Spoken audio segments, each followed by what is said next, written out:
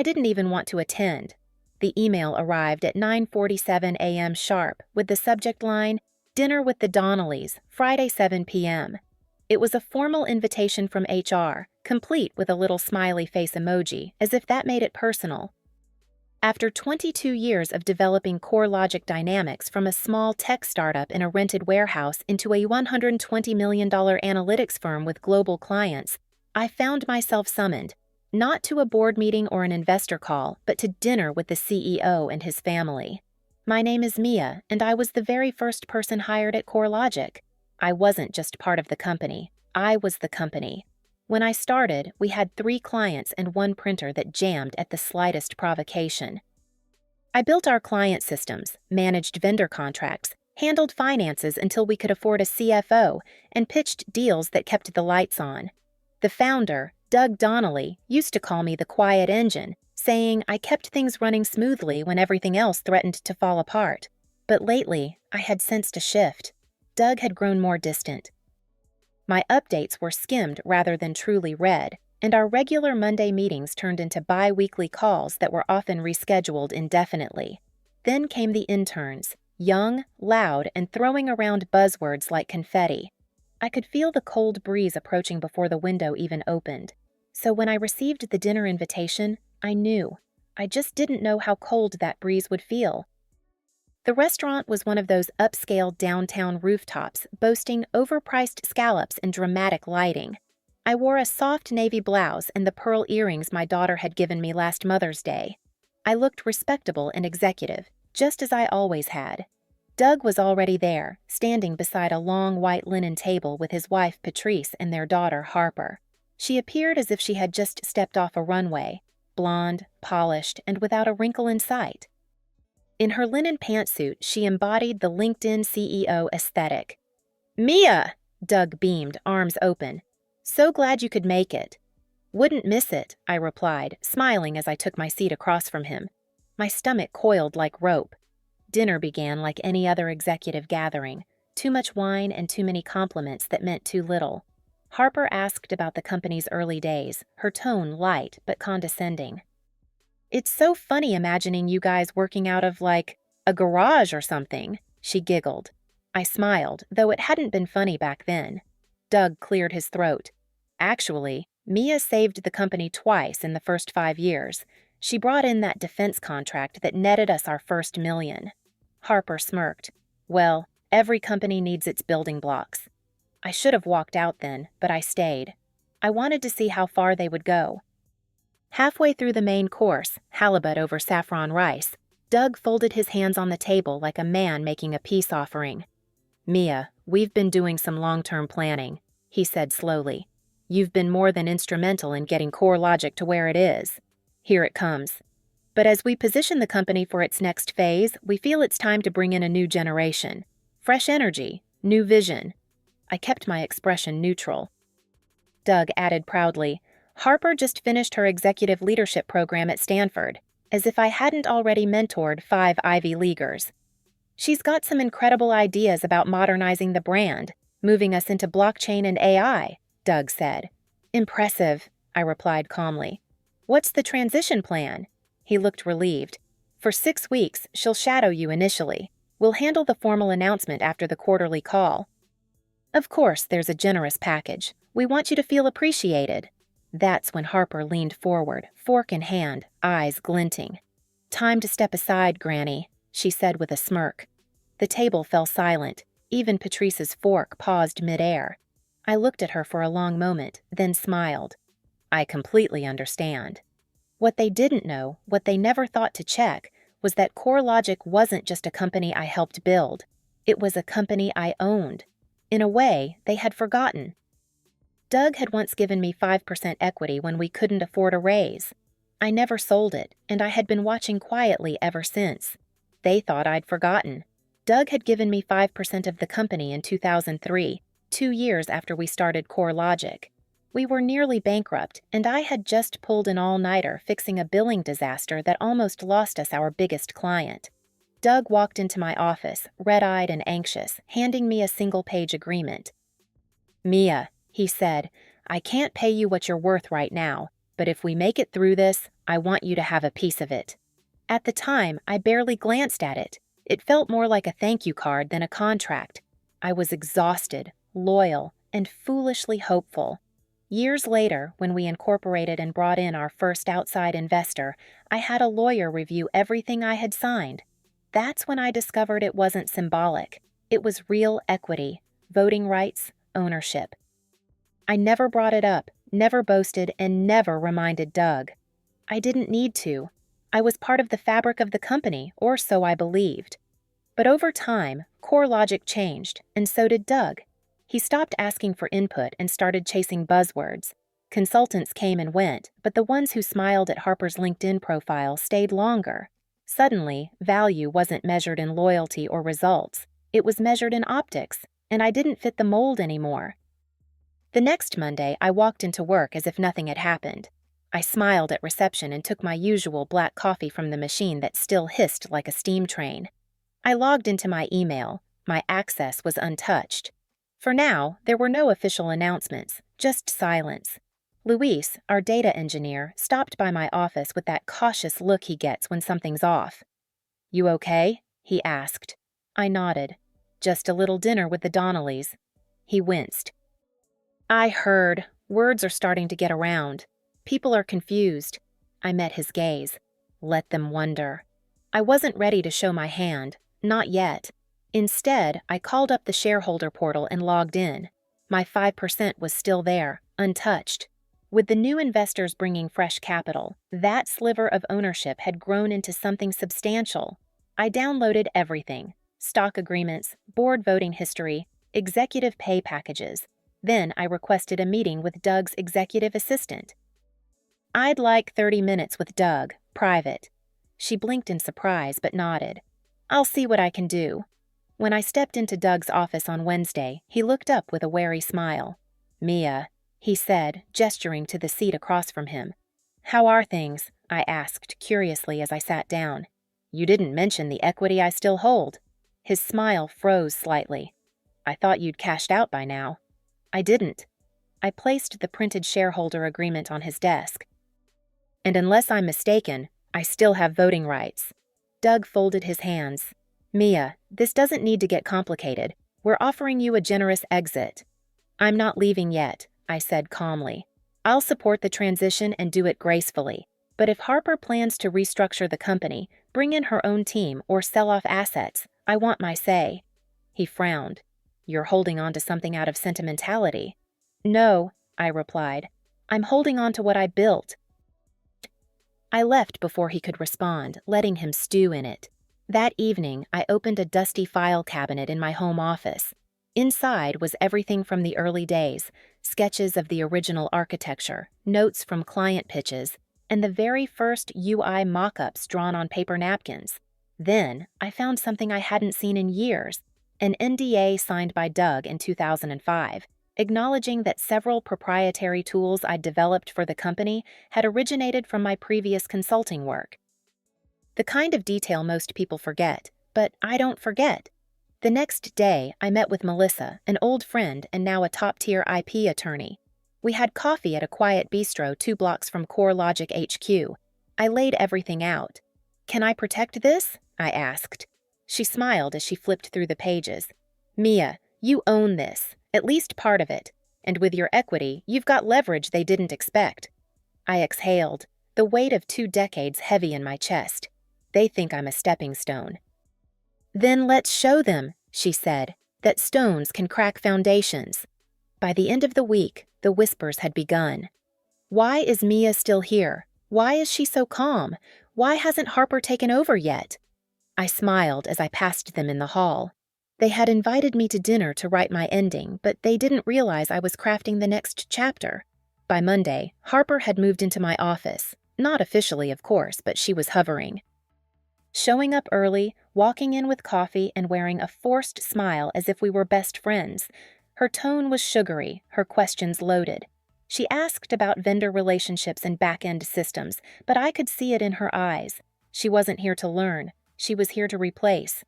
"Do you always approve budget requests manually?" she asked, flipping through a report she barely understood. "Always," I replied. "It catches errors, automation doesn't. But if we use predictive tools are only as good as the data behind them. We still have legacy clients using decade-old systems. Garbage in, garbage out. She blinked, clearly unfamiliar with the concept, then smiled again. You're old school, huh? There it was. I just smiled back. Old school had kept this company from collapsing during 3 separate downturns, but feel free to learn the hard way. She didn't like that.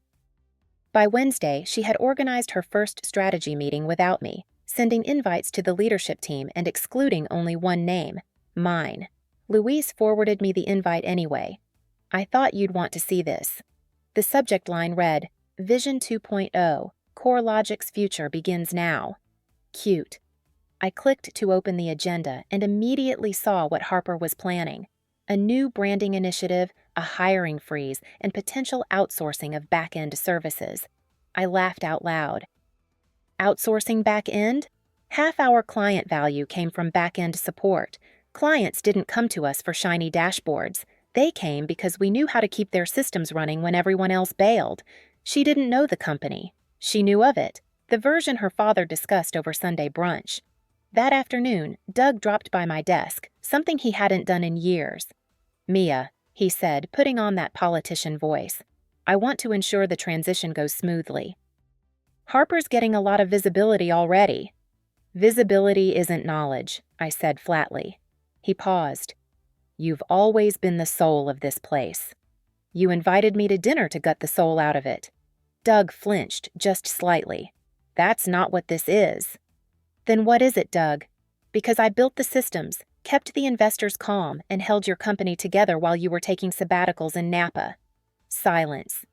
I know about the Series C dilution, I added. You're prepping the company for acquisition. His eyes widened. How? I've been here long enough to know how the winds change. He didn't deny it. He just looked at the floor. We had to make hard choices. The board wanted a fresh face, a new story. A story you thought didn't include me. He hesitated. We're offering you a package. I'm not interested in your package, I said. I'm interested in what I'm owed. I walked away before he could respond. Back in my office, I emailed Melissa. I wanted the provisional patents filed by the end of the week, not just for the old architecture, but for the improvements I'd developed over the years. I wasn't sabotaging the company. I was drawing a line. Anything that bore my fingerprints would be legally protected. Thursday morning, I found Harper at the whiteboard, mapping out her new client retention model. It was lifted almost word for word from a strategy document I'd written 6 years ago. She must have dug through the archives. When she saw me watching, she smiled. I'm just modernizing, she said. Your work was a great foundation. No problem, I replied, stepping closer. Just make sure you cite your sources. Plagiarism doesn't look great on quarterly reports. Her smile flickered. By Friday, the IT team was whispering. Vanessa, my operations lead, cornered me in the break room. They're nervous, she said quietly. Harper's pushing changes that don't make sense, and Doug's not saying a word. Because he's not in charge anymore, I said. He just doesn't know it yet. Vanessa looked at me. What are you doing, Mia? Setting the table, I replied. For what? For the storm, I said. But it's okay. I plan to smile through it. That night, I sat on my porch with a glass of red wine and my laptop open. The emails were already drafted, one to the remaining 3 board members, reminding them of my equity and the original shareholder clause requiring unanimous consent for structural changes, one to Technova Systems, a company we'd nearly acquired last year that was now growing fast. I was on good terms with their CEO and wanted a meeting. And one last email to myself. Subject line, leverage. I was storing everything just in case. I didn't want war. I wanted recognition. But if they kept pushing me, they'd discover just how old school I could be. The official announcement came on a Tuesday morning during an all-staff meeting with mandatory attendance. Harper stood at the front of the auditorium with a wireless mic, pacing like a TED speaker, while a slideshow played behind her filled with stock photos and vague slogans. Vision, velocity, victory. Doug introduced her with a warm smile, calling her a breath of fresh air. Harper beamed and thanked him as if she'd just won a beauty pageant. Then she turned to the staff and said, "It's time for a new chapter, a younger, leaner, and more innovative CoreLogic." There it was, not even subtle. I sat in the second row, arms folded, watching the faces around me. Most people tried to hide their discomfort. Vanessa looked stunned, and Luis wouldn't even meet my gaze. Then Harper gestured toward the projector, and a slide appeared with the words, "Organizational Streamlining Plan, Phase 1. That's when my jaw tightened, because the slide detailed a restructuring plan that included cuts to back-end operations, outsourced IT functions, and merged departments. Worst of all, it included legacy management transition, meaning me. They didn't even say my name. After the meeting, Harper approached me in the hallway, alone and confident. "I hope you'll be graceful about this," she said, her voice low. "It's what people expect." I tilted my head. "You mean women who've outlived 3 CEOs and built the systems keeping this place standing?" She didn't answer, just smiled as if I were being difficult. That afternoon, HR sent an official separation package, a check with a lot of zeros, an NDA, and a clause stating I was to assist in a full knowledge transfer. That's when they pushed too far. I walked into Doug's office, package in hand. He was already bracing for it. "Mia," he started. "You let your daughter stand up there and pretend this was her idea," I said. "You let her call me obsolete in front of everyone, and now you want me to hand over my work like a loyal old dog?" "It's not like that." "It's exactly like that," I said. "And let me be clear. I'm not signing anything. Not today, not ever." He exhaled. "Then you're forcing us to terminate." "You're forgetting something," I said, reaching into my bag. "I still have my shareholder seat. You try to force me out without board approval, and you'll be in breach of the original agreement." Doug went pale. "You think Harper's ideas are shiny and new, but they're dangerous. Cutting the back end will cripple your infrastructure. And that predictive automation model she keeps talking about doesn't even comply with our client contracts. You know that." He leaned back, silent. "I'm not trying to sink the ship," I added, "but I won't let you sink me with it." That night, I met Vanessa and Luis at a quiet diner across town. I slid them both manila envelopes. "What is this?" Vanessa asked. "Proof," I said, "that what we built isn't just lines of code. It's intellectual property, documented, time-stamped, traceable." "You're going to sue them?" Luis asked. "Not unless they make me," I replied. "But I want you both to be protected." "Harper's already planning a second round of cuts." Vanessa nodded slowly. "She's got the PR team working on the press release." "They're cleaning house before the acquisition," I said. "CoreLogic is being packaged, streamlined, turned into a shiny object." Luis looked up. "Are you going to stop it?" "No," I replied. "I'm going to shape it." Over the next 3 days, I worked like a ghost, quiet, unassuming, but precise. I met with Melissa again and filed a cease and desist letter regarding the reuse of proprietary modules in Harper's new systems. I sent a letter to the board formally notifying them that I intended to vote against the restructuring unless a neutral third-party audit was completed. I also met with the CEO of Technova over lunch, just to chat. But when I mentioned CoreLogic's shifting leadership, his eyebrows rose. "They're positioning for a sale," I said. He nodded slowly. "That would explain the talent reaching out to us." I smiled. "If you're interested, I can tell you which systems you'd want to protect and who actually understands them." By Friday, the pressure had reached Harper. Her voice had a new edge in meetings, and her smiles were tighter. The confidence was cracking because the people she thought she could lead were starting to look back at me. All I did was smile because the storm she tried to unleash, I had already built the levees. By Monday, 3 of Harper's flashy new initiatives had failed. The vendor migration she promised would cut costs? Delayed due to integration issues, also known as Luis quietly pulling the plug on a compatibility patch he'd personally written 2 years ago. The rebranding proposal? On hold after the legal team flagged it for infringing on a smaller tech firm's trademark, a firm I knew personally. I might have tipped them off. And the new predictive analytics model? It crashed the second it was tested on live client data. Garbage in, garbage out, just like I had warned. But Harper didn't stop. She doubled down.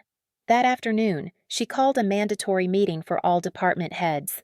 Her voice was clipped, fake smiling through her frustration.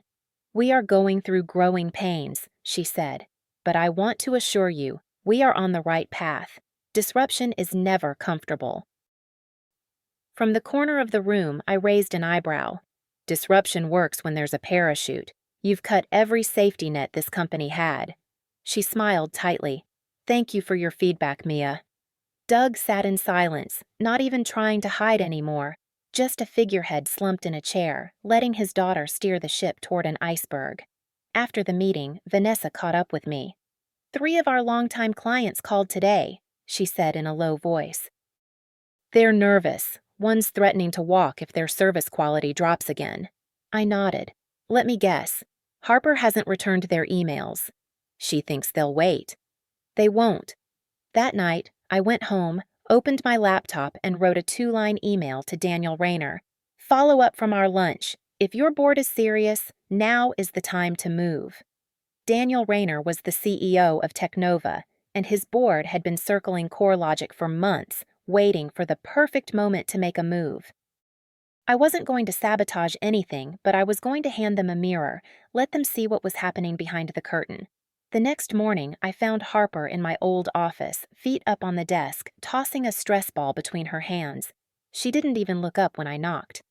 "Can I help you?" she asked, as if I were the intern. "I need a few minutes." She sighed. "Make it quick." I stepped inside, calm as ever. "You're losing the company." That got her attention.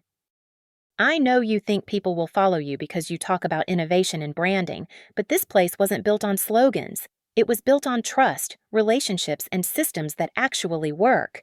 She stood up, eyes narrowed. "Are you threatening me?" "No," I said. "I'm giving you a chance." "To what?" "To stop pretending you know what you're doing." She scoffed. "My father is being pushed to the sidelines by his own board," I said. "You're a figurehead, just like he is now." She stared at me, her bravado cracking just a little. "You want to lead?" I added. "Fine, lead. But don't burn the foundation down just to prove you can light a match." She didn't respond, and I didn't expect her to. Later that day, Doug requested a private meeting. No assistants, no Harper. He looked tired. Really tired. "Mia," he said, sitting down across from me. "What do you want?" I took a breath. "I want recognition. Not a payout, not a title. Recognition." He rubbed his face. "The board is spooked. They've seen the instability. They know your name is still tied to every critical system." "They should be spooked," I said. "They handed a multi-million-dollar operation to someone who thinks legacy experience is a liability." "And Teknova?" he asked quietly. I just smiled. "I had lunch with Daniel. The offer's real, but I haven't decided yet." Doug looked at me, really looked at me, for the first time in months. "You could walk away from all of this." "I could," I said, "but I won't. Because what I built matters, and if they want to keep using it, they're going to do it on my terms."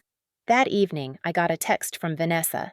"Client X just sent an official letter of concern to the board. Things are shifting." I replied with 2 words. "Hold steady."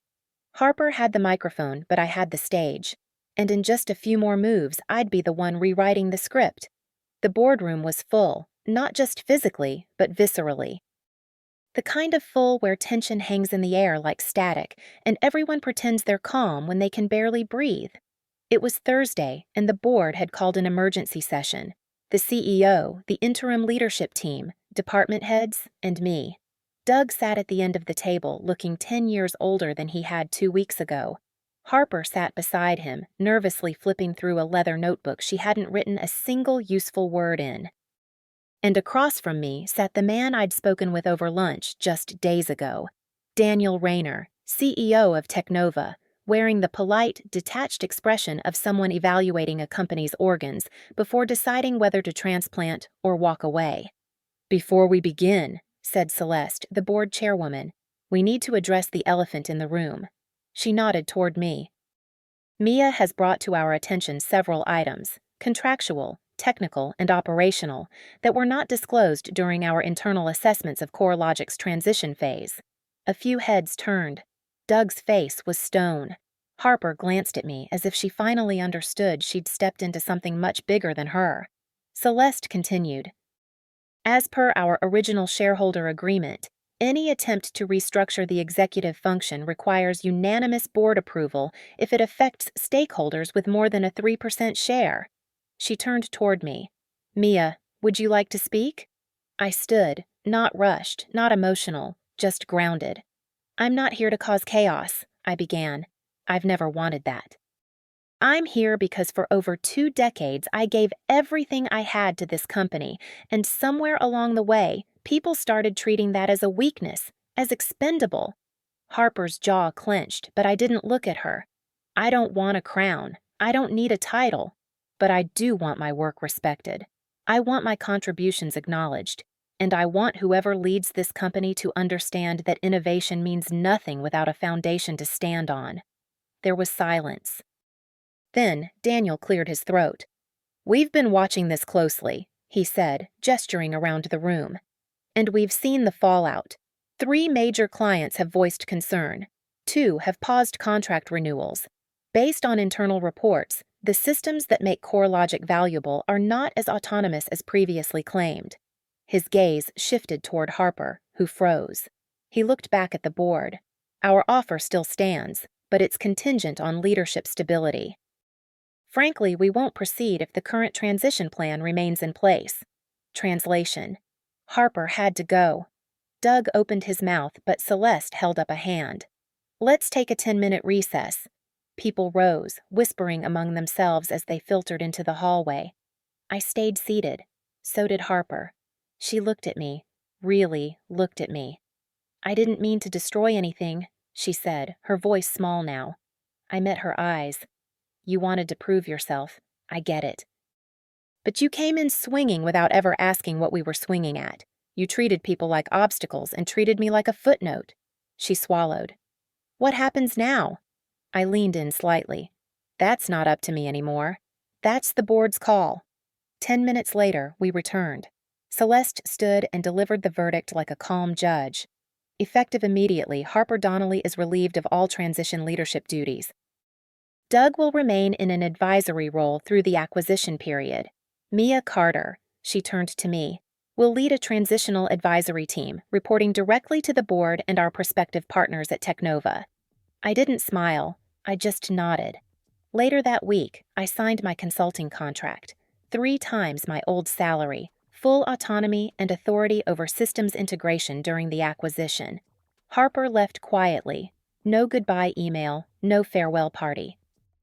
Doug shook my hand one last time in the lobby. I'm sorry, he said softly. I know, I replied. 2 months later, CoreLogic officially became part of Teknova. Most of the staff stayed, and I handpicked a new leadership team. Vanessa became director of operations, and Luis took over engineering. Half the company now reported to people I had personally trained. I didn't move back into my old office. Instead, I worked from a small home setup overlooking the lake. Twice a week, I walked barefoot on the deck with my coffee, watching the sunrise while client dashboards loaded smoothly in the background. The systems I designed were still humming quietly beneath the surface. One evening, I received an email from Celeste. Subject, Legacy Mia. What you did, the way you handled it, we've never seen anything like it. You didn't just protect your legacy, you reminded everyone what real leadership looks like. I sat there for a long time, staring at the screen. It wasn't about revenge. It wasn't about power. It was about value, knowing it, owning it, and refusing to let anyone take it from you.